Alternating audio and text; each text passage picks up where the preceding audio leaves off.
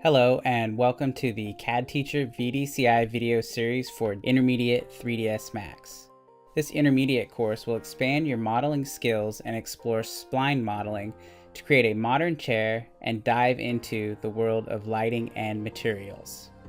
Starting off with creating the leather and chrome materials for the chair and wood floor material as the background.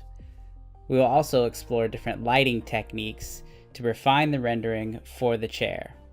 We will continue to explore the creation of multiple material types and texture mapping techniques for the same condo, including a custom rug material and two different types of brick materials.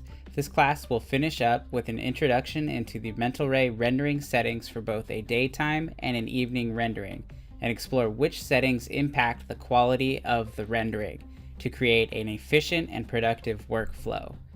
After successful completion of this course, students should have a good understanding of the materials, lighting, and rendering within 3ds Max.